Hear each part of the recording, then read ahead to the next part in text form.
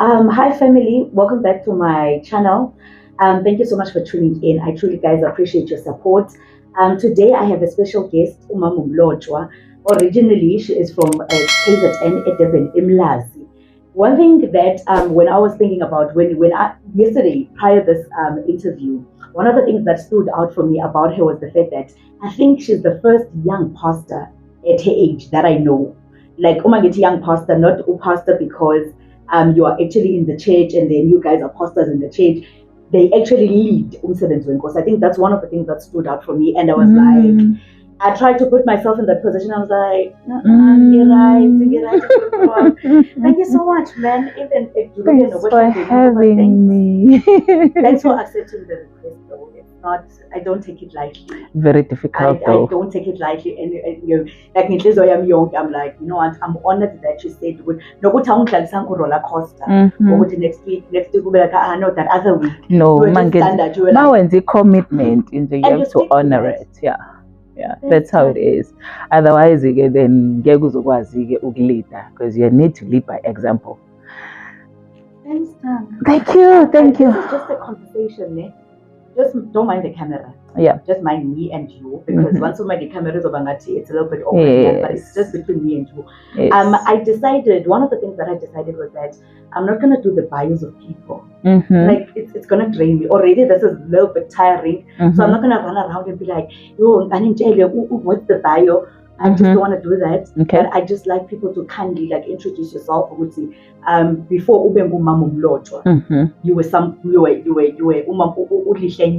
prior to that. Can you just take me to that? Like, just a brief. Who is this?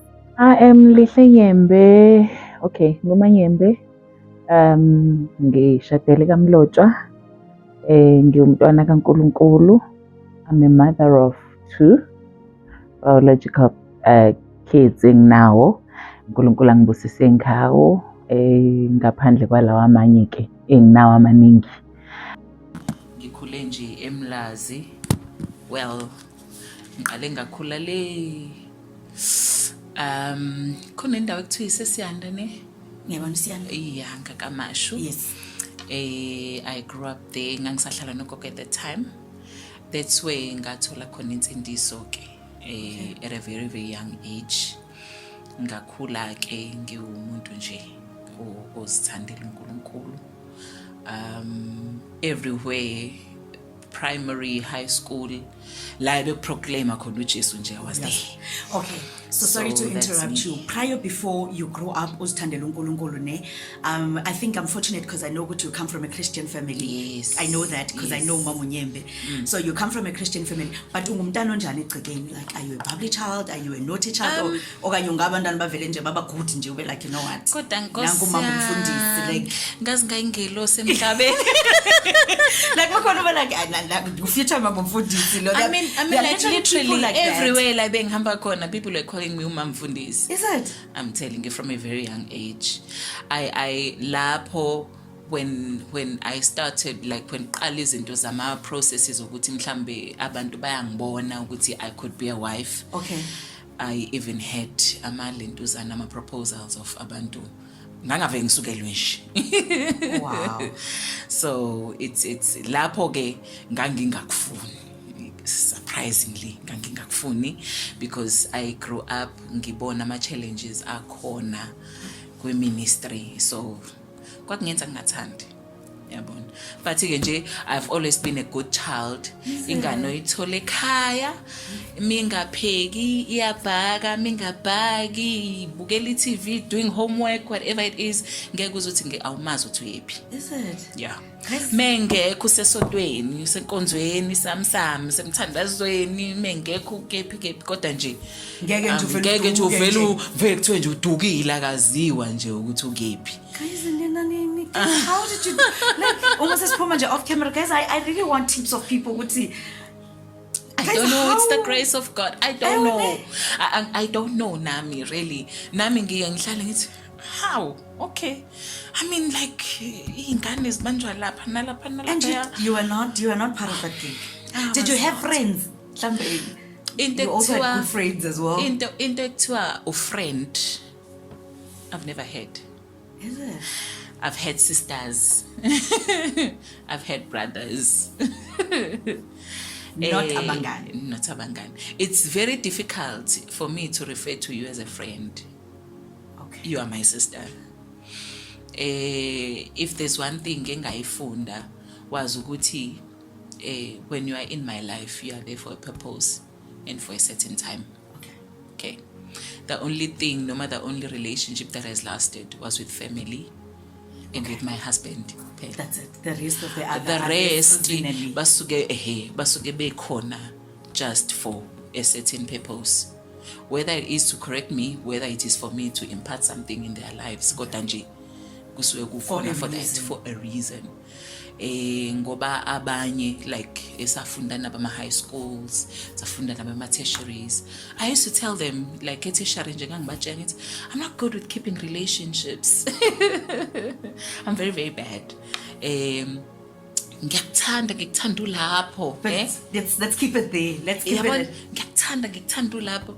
The only people mhlamba abakwazi ukuba consistent in my life are the people who make it happen. Okay. It's them doing it, not you. Who make it happen. Angazi amkwenzeka kanjani. Ngiyabakhumbula.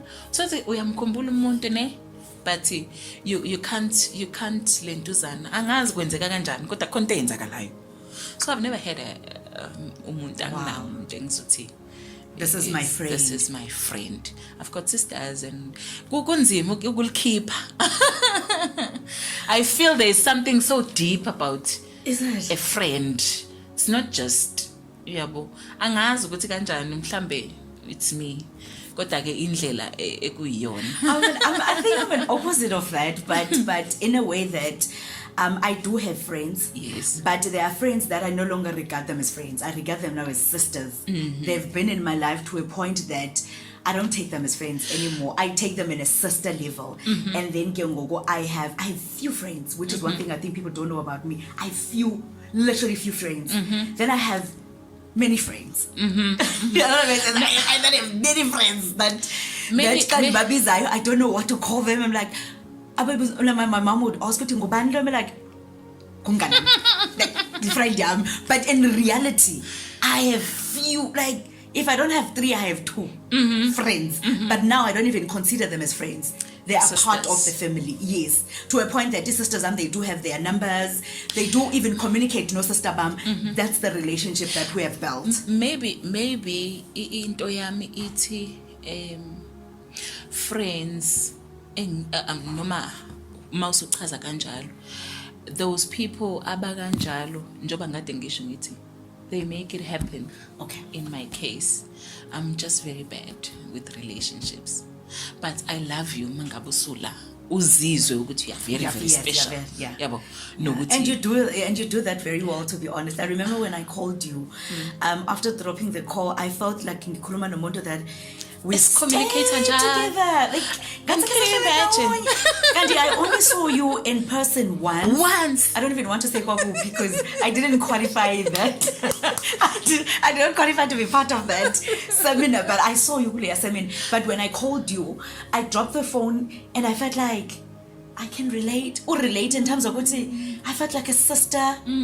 Yet it's the first time we are speaking on the phone and I'm saying what ngenzani. That's exactly what I do. Like angazi namuthi uNkulunkulu wakwenza kanjani, but when you are here in front of me, noma when you are on a call, you get uthando. Okay. Yabona?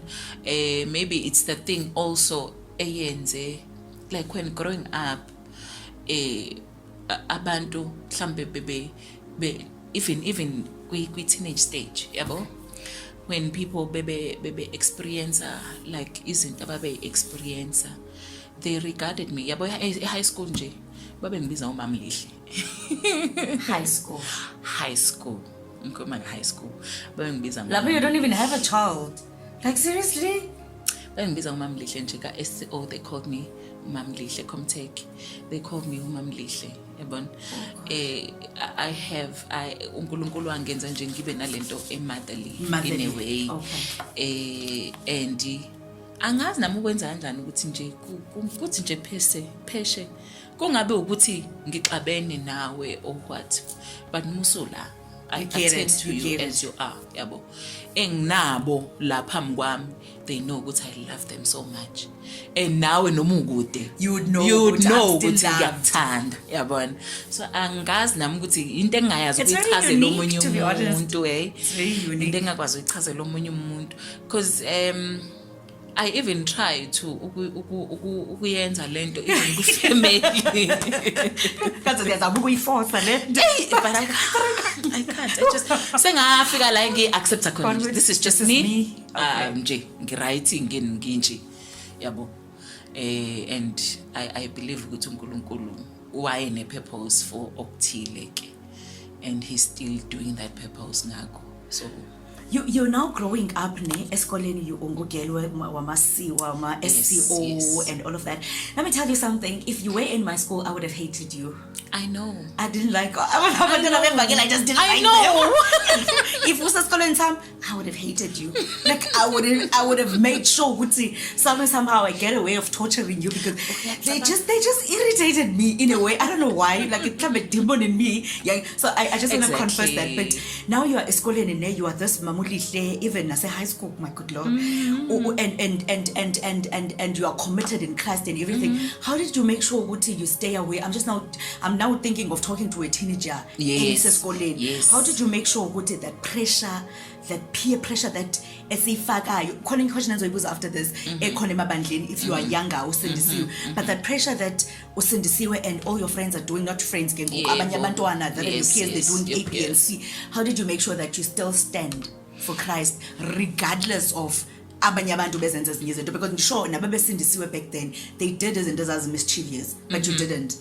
Then how did you stay away from the thing is umoya ngcwele is a teacher. Okay. Kukhona into engaqala ukuyenza ngisemncane. Well, mhlambe manje ngoba sengimdala. Sengikule age engikuyona ngisho njalo. Angisekho mandla kakhulu kuyona mhlambe nangenxa yama responsibilities and what. But whenever kunelentuzana umoya ngcwele wayengifundisa izinto abantu ngisho umfundiso wami angangifundisa ngazona. Okay. What happened was you would find me soaked in prayer. Ngibe ne prayer and fasting. Ugogo wami wayezathi at the age of 10 azathi ugogo wami ngeke usazokhula umntana phela manje. Namanje usathandaza. Fasting at 10. Okay. At 10 years old? At 10. Oh God, I don't even know what I was doing. Nami ke mhlambe ngaleso sikhathi I just didn't know ukuthi ngenzani, yabo? At 10, 11, 12, and then ga progressa when you soak yourself in prayer, yabo? Okay. Ithi imibizo esontweni noma imibizo enkonzweni, iprayer uyaba khona. But kukhona lento yakho wedwa. Okay. Yabo, your own. Mangabe ethi pray without ceasing, usho njalo your own, uthi ongifunayo ngenhliziyo yakhe ngofunyanwa uye ne. So now lokho kukodwa ukuthi nje ngibe deep in prayer kwakwenza ukuthi angithi prayer yami engahambi ke yodwa ngoba ihamba ne-fasting. Uyazi ukuthi mina ngangike ngifaste kodwa ekhaya ngiwenza ama-duties ami ngipheke. Okay. Ngimncane ngipheke ngibaphakele ngibagezele izitsha ngibaklinele ngenze yonke into kodwa uthola ukuthi ngiku-21 days fasting. Okay. Mystery ne.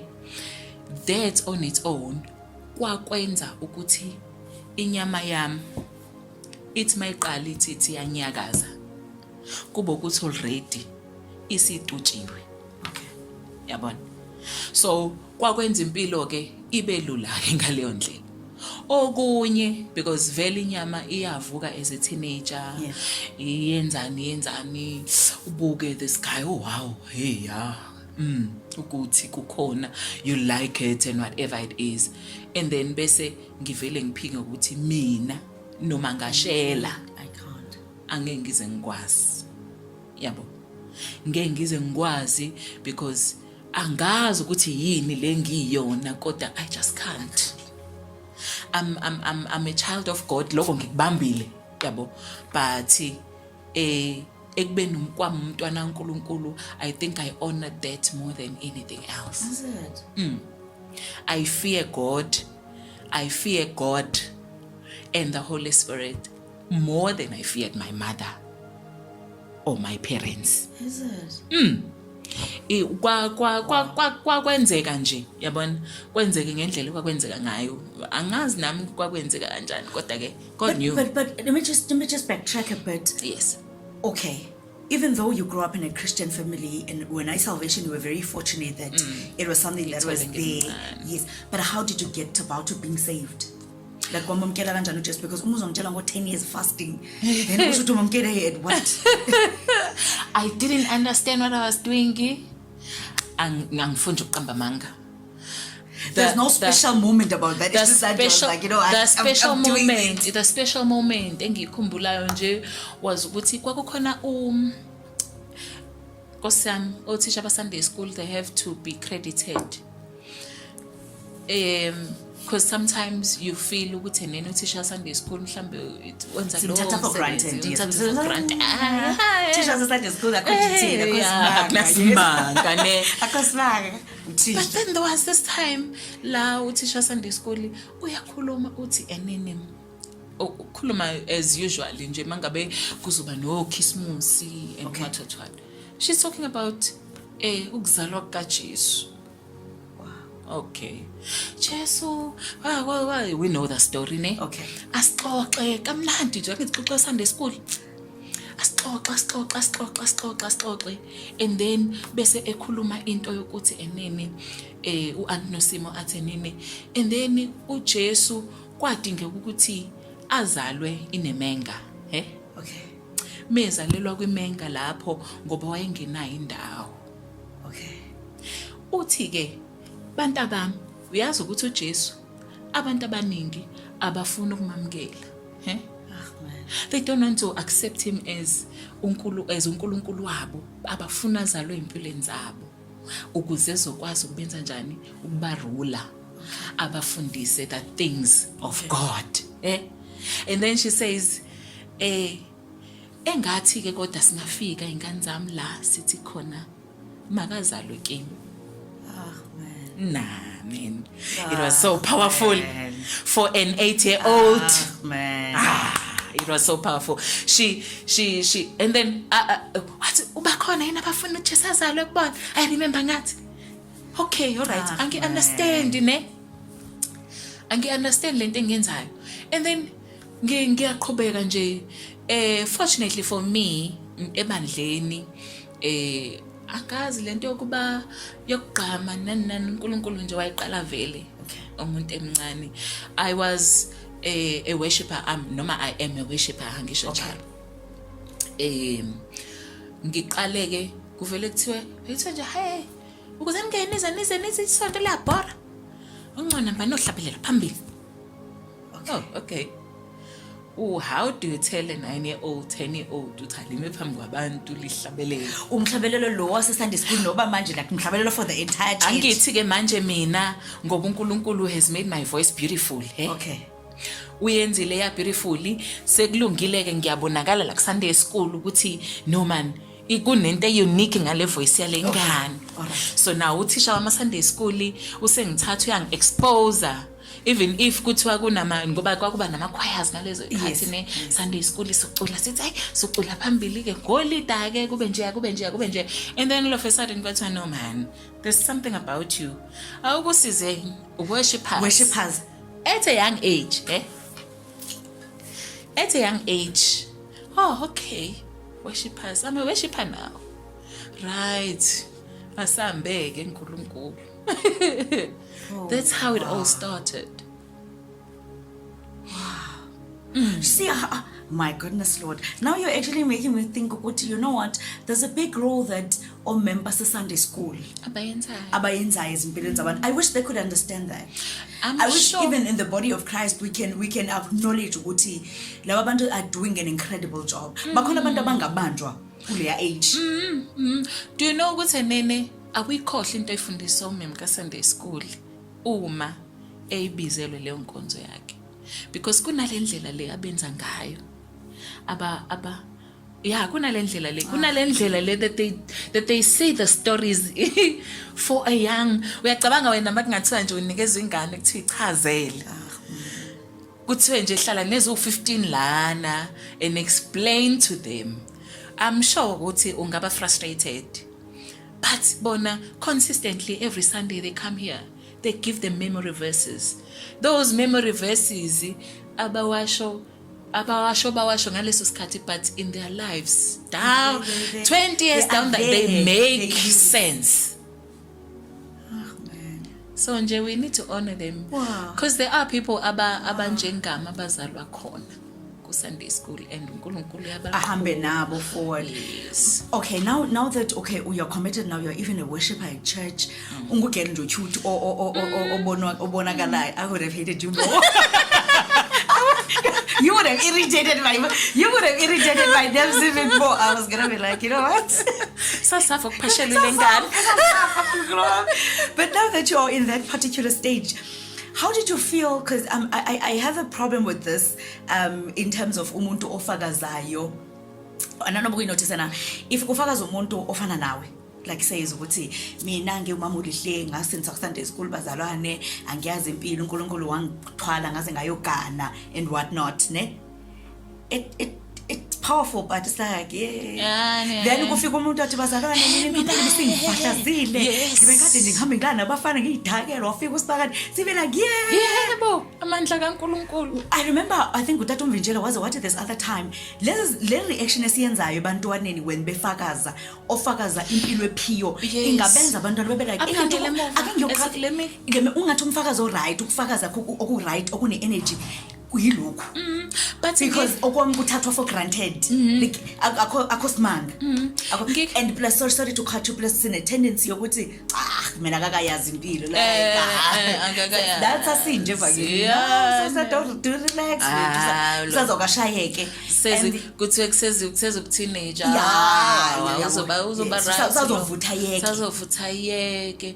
I remember even in tertiary ngifika very very powerful. And I'm like ngiyabatshela nje bonke la ngithi mina ngizohamba la endumiso nje duty. And I'm like ngizohamba la ngingazange ngize ngiqome ngisho yedwa umfana la ngoba mina ngiyakholwa ngisindisiwe. Mind you ngifika la elentuzeni kuthiwa sizoke sibone nabo bani bafika bevutha nje. Yes, nabo sibanmani angithi ke phela ke emaresi kuyakipitwa. Yes. Kwenziwani. I wish I can say that loud ukuthi emaresi kuyakipitwa, because that's another thing parents don't know ukuthi emaresi kuyakipitwa. Ngiyaphuma mina ngikhambe ngilala endlini kalihle because urumza wami ungenisa umfana wakhe. So nje kokunye ke phela ku sisters noma elikhokhela iroom lakhe kodwa ahlale kwelikamfana angahlali kwelakhe. So ubone shothi nje usukela bengane rest they would get frustrated. I'm sorry parents, but that's what happens. Mawungazange uzuye lento uzwe ingane yakhe ingafuni uze rest because they fear ukuthi uzozwa ukuthi kwenzakalani, yabona. So kafika nje saying that ukuthi kwathi wobani bafika benjengawe bevutha kanje sis relax asikunika lo nyaka. Wadlula unyaka, wadlula olandelayo, and I was still the same. Kaphuma nayo diploma yami ngahamba. Oh man. Okay. For sure, Thando, there are temptations. There are a lot of. How did you ngawuzwa ama temptations of teenager like us city? How did you find your balance? A lot of. The secret was prayer again. Shiyage prayer. Self-control. Okay.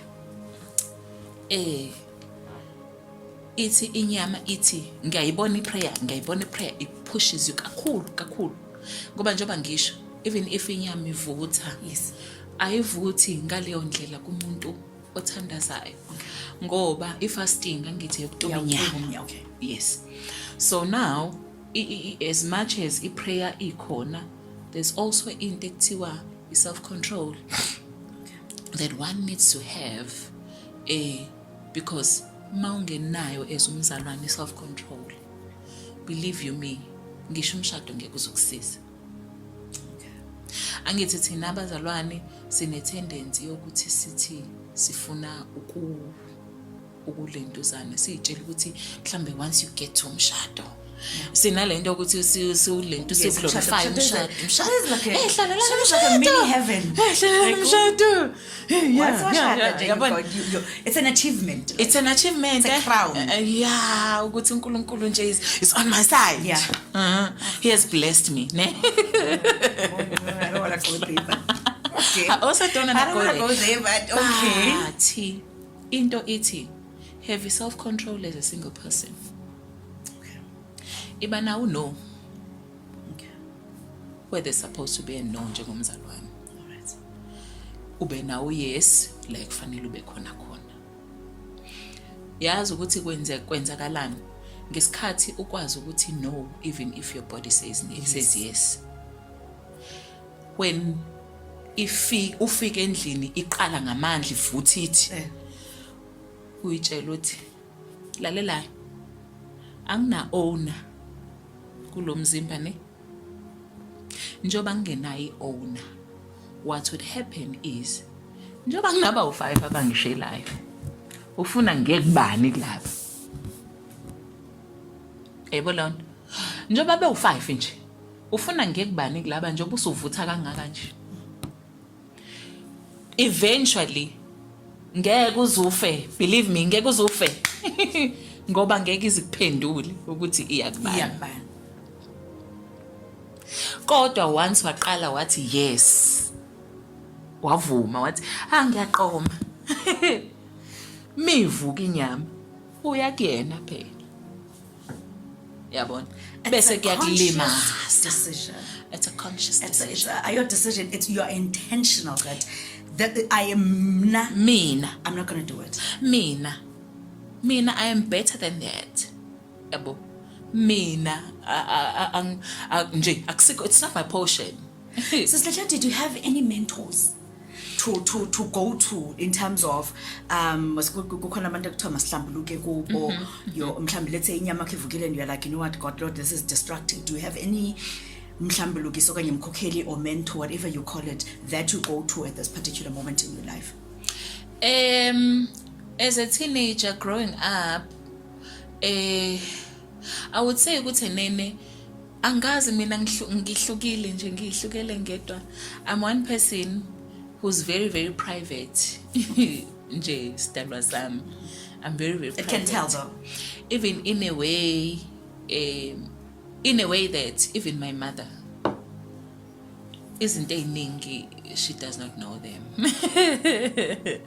Yabo, ezinye she'd be surprised sengizisho ngithi hayibo ukuthi nokuthi hawu hey hayibo ezinye uthola ukuthi uzithola esezithola nje ukuthi oh okay, this is what happened. Okay, hey intokazi yakho ike kwathi ukuthi kwanje. I'm not a person who talks a lot ngezinto ezi-private, especially zami. I think I've learned ukuba nekhona noNkulunkulu. It's only in situations where I'm really forced la ngithi go out. As a result, ngikhonarisha lapho abantu abaningi nje that never ever ngisho bangangizala enkosini. Uthola ukuthi nene that never know ukuthi kwenzakalani. Because kunezinto ezithi zenzeka in my life kodwa uthola ukuthi senginempendulo ukuthi zenziwa yini. So uma ikhona going to somebody when you've already akungisizi. I get you. Uyabona, I get you. Akungisizi ukuthi ngihambe ngiyothi hey hawu ngaze ngafa inyama, hawu ngaze ngafa ukuthi hawu ningibona nje ngishelwa aba u20. Yabona, nimbona ubhuti bani nje obenibusisa kangaka nje. Hey ungimele la ku inbox ningibona kunjani nje yabona I'm not that person. So I think I have my own journey nje ngihambayo. You're very awkward. You really have a unique one. Awkward one. Honestly, you really have a unique one. I know. How long did it take for you to embrace that? Now that I'm talking about it, like to embrace ukuthi jongani and izofana, even though abantu beshumane bechaza ukuthi this is how we're supposed to do it, but andikho njeyana mina. Like, how long did it take for you to embrace you? Be like, it's a process. This is me, man. It's a process. Kwesinye isikhathi eshaya wena qobo. Is it? Yeah, because kune ikhathi yabo wena ufuna ukufana nabanye yabona ngiyafuna nami nje ngiyafuna ngiyifike yabona njena ngike ngibuke nje kokunye ngithi like into encane nje ngokuthi ukuposta kuma statuses ne. Okay, there's a season ekingifice la ngisho nginakhe ngakuposta where I just abanye baze bathi enene how asakuboni ngisho kuma social networks ngikhona where are you ngikhona mama kade sakugcina and I'm like ngikhona guys yabona. You don't feel a need of kuba khona nje leso sikhathi la ekungathi khona umoya ingcwele is just closing ama barriers uthi keep quiet, just shut up, valele yonke into thula yabona. Kokunye ube excited to know there's things that are happening, I need to just tell them ukuthi this is what the Lord has done. Athi shut up. How Putiza. like relax, like chill. I get you. How fair to get you. I think I understand you very well. Kanti kumayelana nani? What type of a man am I? I get you very well. So it's a process. Ibhlungu kwesinye isikhathi even kumina because I don't get to do izinto engifuna ukuzenza mina. Yabo. I wanna be a number one nami nje. Like you want to belong, guys. I want to belong. I get you. For some at some point, you really want to blend. Now nje ufifane zingane bandla. I get you. Yazi ukuthi kwesinye isikhathi ubone iposter nansi poster oh yeah ne I'm going there. Awusayanga ke lapha. How kusathiwa ngiyayitshela phela nabanye like yabona everyone is there to know sisi not you. Hayi ngoba naku mhlambe kuukuthi isuke leyo ndawo wrong. No. Futhi suke ngeke izingilimaze. Kodwa nje angazi suke process thizeni nami yabo ekuhambe ngingayi understand myself yabona ekufanele ngiyifune ukuthi okay sesike phike manje. Where are we? Mind you are leading people. You are that type of a person. I'm coming there. I can't set it fast.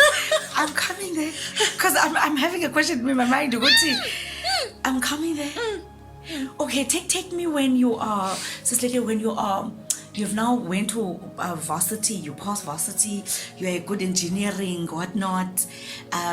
When does God start talking in terms of calling? Ufika pusmakade neguti jonga kahle wena ngobizi weyo. You awungomzalwane nje. But there's a calling in your life. A boy calling, I've always known about it. Ukuthi I don't remember when it was. When it started ukukhuluma ngayo, but kuuthi I've always known. Yes, I've always known. Angithi manje when you minister, yabo, when you minister, like njoba ngisho ngithi mina ngaqala ngokuthi nje ethu ehlabelela. Okay, right.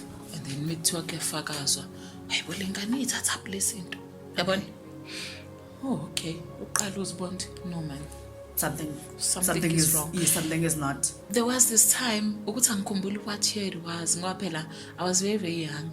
There was this time where I would see myself embonweni ngihlabelela and people would come in numbers yabo but maybe figure in numbers kufika abagulayo baphile kufika abanjani kwenzeka imanga kungakashunyayelo yabo and I'm like okay what is this waqala uNkulunkulu wavula iminyango ke ukuthi mhlambe ngibe exposed like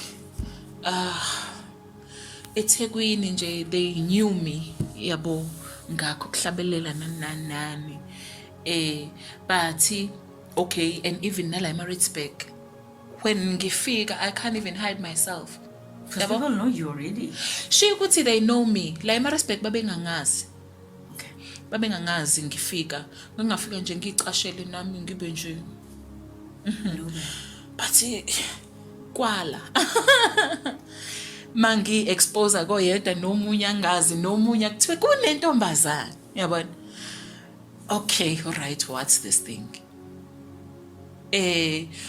iloki ihlahlale nje mangabe uhlangana nabefundisi they would say these things zokuthi okay there's something special about you yabona oh all right nawe vele uyazi okay deep down somewhere but you just don't understand lento ukuthi ithini kwenzakalani yabo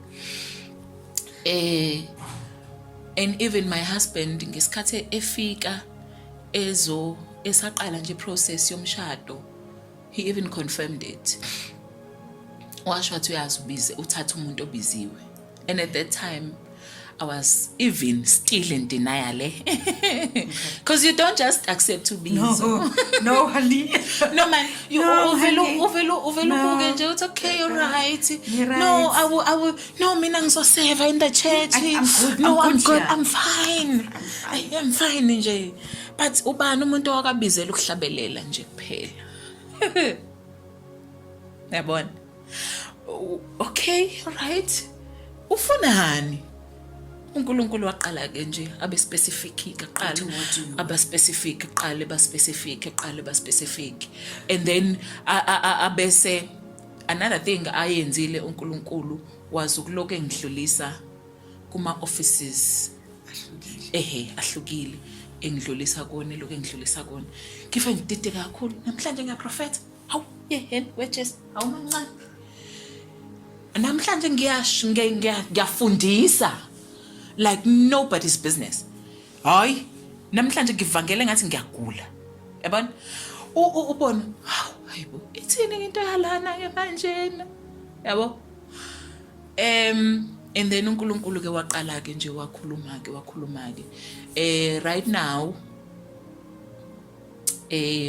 ngaxoxwa as umfundisi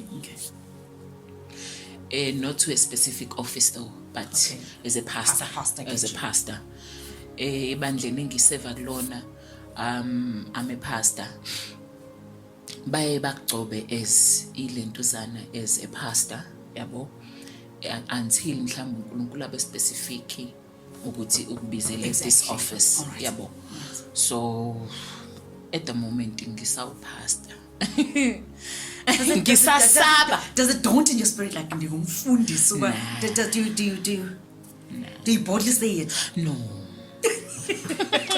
ukuthi kwami what do you prefer what do you prefer people to call you like bathi mama Mlotshwa noba what feels comfortable I prefer being umama Mlotshwa is it I prefer being umama Mlotshwa but ukuthi kwami kunzima yabo because I'm a pastor myself and I'm serving under a bishop. Okay. Yabona? So I find myself being called a lot of names. Abanye bathi mama bishop, ayi umama, abanye pastor, badideka abanye yabo. But ke lokho umuntu afila right, comfortable ngakho. I think ikona engiba right ngakho, yabona? Yeah. Wow, you are just talking now, and I'm thinking to myself, what your journey is really So Tina, it's very unique. Like honestly, you started to sever at a very young age. And God started to confirm via certain people, even to your like I'm not quite sure whether you worship, but like okay, I think you worship, but then the next week you prophesy, I'm like, okay, no, but this is what God wants me to do. But do you remember when God vividly spoke to you that this is it? Besides people confirming you calling. Is it? Yes. I was giving. How old are you at the particular time? Like, I think mhlambe ngangila 15 years. I think so. Okay. Though I'm not sure of the age, hey? Guys, I envy your life. Guys, I envy your life. My 15 years, I'm somewhere. I don't know. I'm somewhere. No, pelangithi mina ngesikhathi mina ngilentuzana like sasithi mangabe sihamba siya esikoleni. Ekseni sasigibela ibhasi with my mom, hey? Okay. Masigibela ibhasi. Don't tell me. Athi ngena uma ebhasini abeqala iculo. Mind you, sihlala kayu Mlazi, for a person who knows Mlazi, sihlala kayu siyalanje duze Comtech ka S. Mayengena nje mayithi nje kazethi ibhasi abethi nangu lihle uzoshumayelela namhlanje. On the bus. Ebhasini. On the bus. Ebhasini. I'm with my daughter. Before I delete nje uzosihola ngezwi. Okay. Did you tell you before you leave the house? Nah, man. No. Fanele ngithi be ever ready. You stood up there in the bus at 15. Uzoma lalela. Uzoma angithi phela ulentuzana usuka grade 8 kushuthi nje lapho ko 13 kuza kuthi uvele nje wena uphila impilo yokushumayela. Ebhasini. Baby, you have a unique journey. Ebhasini uzoshumayela umukelisa abantu uJesu ubathandazele uphume wehle ngisho ukuthi kusukela from ka U section to Umlazi Comtech wena ufike esikoleni ujuluke umanzi te usuqeda ukwamukelisa abantu uJesu ebhasini. So nje lento yokuthi ngibiziwe. I'm feeling what? Ukuthi I've always been in denial. Is it? Yeah, I've always been in denial. I've always said no man, no. Awumeyancane uNkulunkulu, awumeyancane. Kwahamba waba specific ukuthi at a certain time nami ngingasazi. Hayi kwamlungu mhlambe angasabongwe. I'm sure you know that. Don't talk about that. You're gonna make my heart ache. Okay, can't do your mind you. So nje kuthi mangabe kwenzeka izinto sezibheka phezulu ziba njani uhlale phansi uthi is it time because you don't want to miss that opportunity. You don't want to miss the timing. You don't want to miss it. You don't want to miss the timing. You don't want to miss it. At the same time, uNkulunkulu teaches you humility. When there are people obaziyo nje, like noma ngithi when there are ministers agcotshwe uNkulunkulu or whatever it is, bayakubusisa. U90 ngigcotshiwe yabona nginjani ngingcono noma hey if only you knew yabona.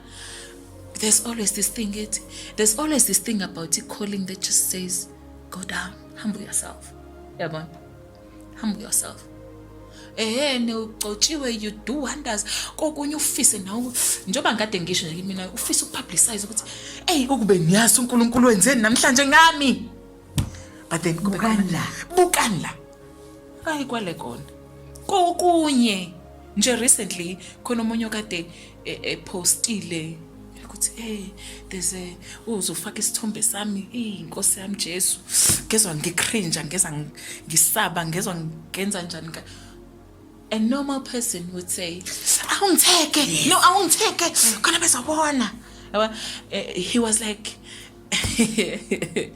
uNkulunkulu when I do because I do lokho uNkulunkulu akufunayo ngesikhathi akufuna ngaso ne recently there's into uNkulunkulu ayisho athi angiyenze ngahamba ngafike ngayenza mangifika ngiyenza how kanti ngifike ngesikhathi esiright empilweni umuntu obiziwe uyamazi manga umuntu obiziwe ukuthi unama seasons naye amficayo ne anzima are very very difficult so now ngafika esikhathini esiright with an encouraging word ngangihambe ngiye khona ngingazi nani ukuthi ngiyokwenzani but uNkulunkulu ethi hambe khona hawu Nkosi ngihambe ngiyamncenga endleleni ufuna ngifike ngithini just go hawu ngizofika ngithini phela sengitheni qonqo ngizofika ngithini hayi bengizazonibona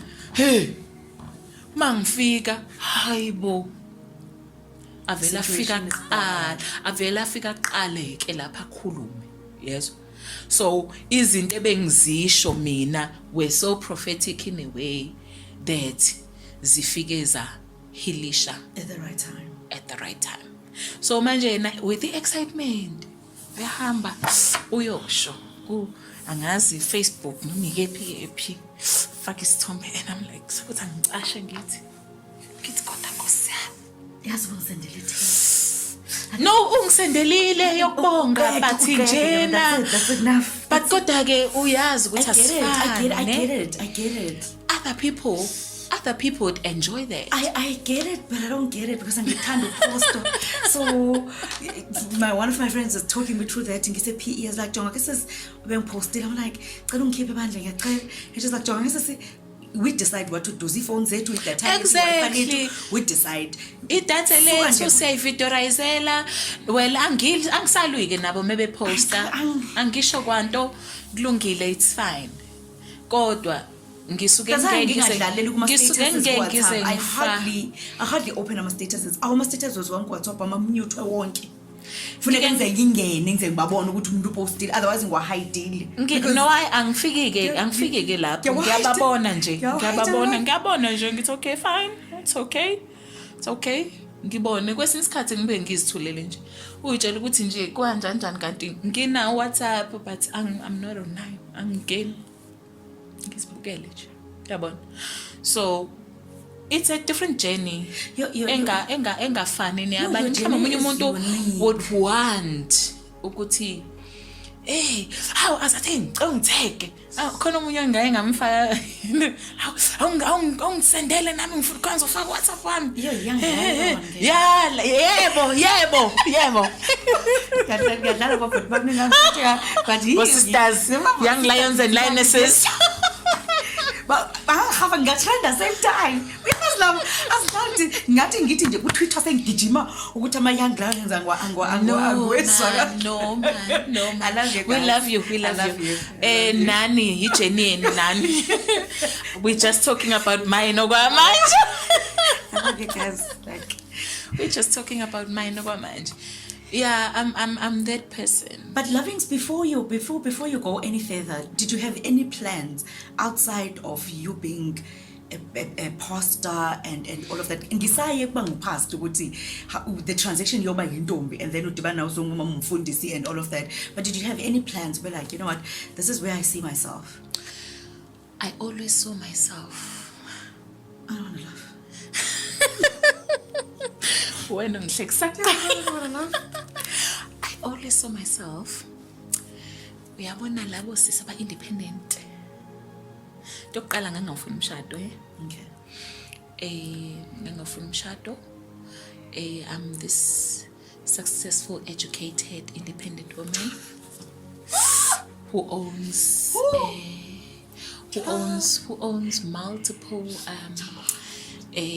noma ngithi nje is properties angisho njalo I hear you. Uyabona laba I hear you. Nokia babo ne that rich auntie or veluthi kodwa we auntie kuthi law independent, the one that goes to trips afuna ukuya kuona. You wanna make me cry. You wanna make me cry. Mind you, angithi phela vele esikoleni so ngangi advantaged ke ngomusa kaNkulunkulu kwakuphaseka, so I knew ukuthi nje education academically I'm gonna move yabona. So nje nabasabaphathe igubhu zaThaphawe back then. Yes, nesikhwama isigubhu saThaphawe angaziwaphuza nalamanzi. Yes. Kodwa wake bafethu Ngizoba angithi manje ngibonile lana khona izingane zomalume zobani ozomamncane zobani zashiya abazali zizodwa, so I'm gonna be that rich aunt that's gonna take care of independent woman. And then your daddy, unfortunately for me, guys, this is where I am. This is where I am.